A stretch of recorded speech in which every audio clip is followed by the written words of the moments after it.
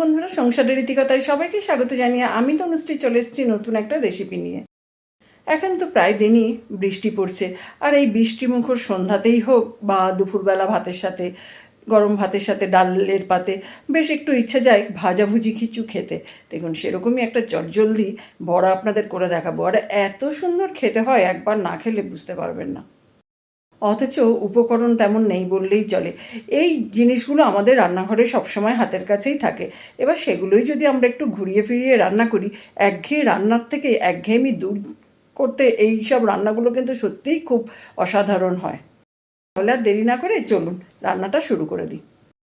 আমার আজকের রেসিপির মূল উপকরণ হচ্ছে কাঁকরোল। আমি খুব বেশি নিইনি, দুটো মাত্র কাঁকরোল নিয়েছি। এই দুটো কাঁকরোল দিয়ে হয়ে যাবে, আর কিছু লাগবে না। এবার দেখুন আমি কি করি কাঁকরোলগুলো।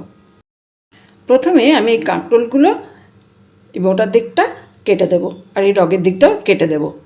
দুটো কাঁকরোলেরই এই মোটাটা আর এই ডগের দিকটা কেটে দেব। কাঁকরোলগুলো তো আমি এই যে এইভাবে কেটে দিয়েছি মোটাগুলো। এরপর একটা গ্রেটার নিয়েছি, গ্রেটারে কাঁকরোলগুলো গ্রেট করে নেব। দুটো কাঁকরোলই আমি এইভাবে গ্রেটারে গ্রেট করে নেব।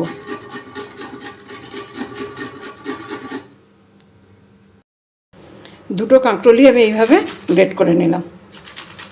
দুটো নিয়েছিলাম, দুটোতে এই যে এতটা হয়েছে, আর এইটুকুনি বাকি আছে, করে নিচ্ছি, তাহলেই শেষ হয়ে যাবে। দুটো কাঁকরোল তো আমি গ্রেট করে নিয়েছি, আর তার আগে আমি কাঁকরোলগুলো ধুয়েও নিয়েছিলাম ভালো করে, তাই আর গ্রেট করার পর ধুচ্ছি না। এবার একটা বাটির মধ্যে নিয়ে নিচ্ছি। গ্রেট করা কাঁকরোল দুটো আমি এখানে নিয়ে নিলাম।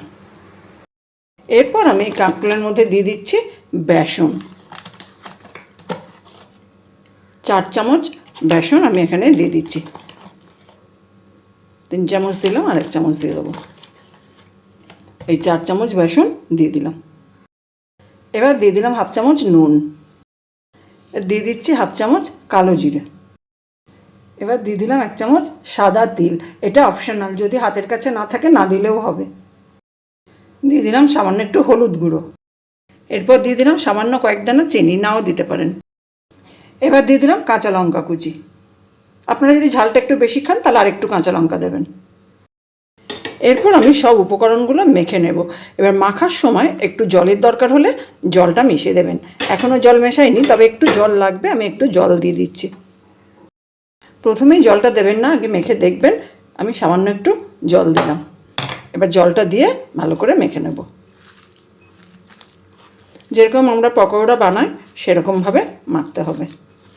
এই যে এইভাবে।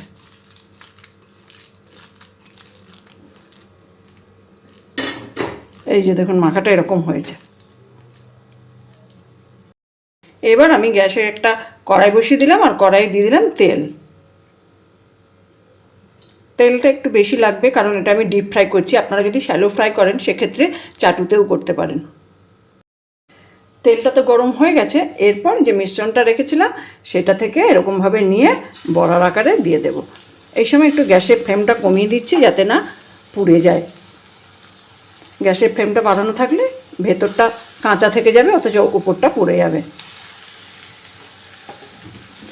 এইভাবে আমি সবগুলো দিয়ে দেবো।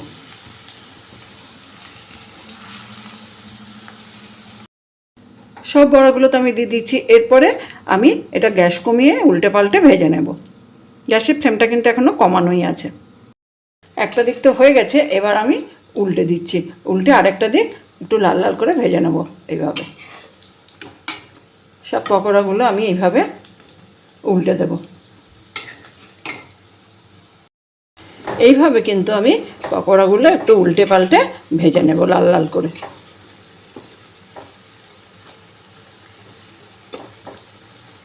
কাঁকরোলের পকোড়া খেতে কিন্তু ভীষণ ভালো লাগে। আমি জানি না আপনারা বাড়িতে কেউ এর আগে বানিয়েছেন কি না। আমি তো মাঝে মাঝে বানাই, আমি জানি খুব ভালো লাগে। আপনারাও কিন্তু একদিন বানিয়ে দেখতে পারেন। দুটো দিকই তো বেশ লাল লাল করে ভেজে নিয়েছি। এই যে দেখে তো বুঝতেই পাচ্ছেন কীরকম হয়েছে। এবার আমি তেল থেকে তুলে নেব। সব পকোড়াগুলো এবার একটা একটা করে তেল থেকে তুলে নেব, তেল ঝরিয়ে। একদম রেডি হয়ে গেল কাঁকরোলের পকোড়া। কত সুন্দর দেখতে লাগছে বলুন তো, দেখেই তো মনে হচ্ছে খেয়ে নিই। কাঁকরোলের পকোড়া খেতে কিন্তু ভীষণ সুন্দর হয়। আপনারাও কিন্তু বাড়িতে একদিন বানিয়ে দেখতে পারবেন। দেখুন, এটা দেখে কেউ বুঝতে পারবে যে এটা কি দিয়ে বানানো? দেখে কিছু বোঝা যাচ্ছে কি এটা কি দিয়ে বানানো? বোঝা যাচ্ছে না, কিন্তু খেতে যা দুর্দান্ত স্বাদ হয় একবার না খেলে বুঝতে পারবেন না। আমি তো আপনাদের অনুরোধ করব একবার হলেও কিন্তু বানিয়ে দেখবেন। বৃষ্টিমুখর সন্ধ্যায় চা বা কফির সাথে খেতেও যেমন ভালো লাগবে, আবার দুপুরবেলা ভাতের সাথে ডাল দিয়ে এই পকোড়াটা দিয়েও খেতে কিন্তু ভালো লাগবে। তাই আর দেরি না করে একদিন বানিয়েই ফেলুন। দেখুন কতটা লোভনীয় হয়েছে, দেখেই কত সুন্দর দেখতে লাগছে, খেতেও কিন্তু ভীষণ ভালো হয়। এটা সন্ধ্যাবেলা স্ন্যাক্স হিসাবে খেলেও কিন্তু খুব ভালো লাগে।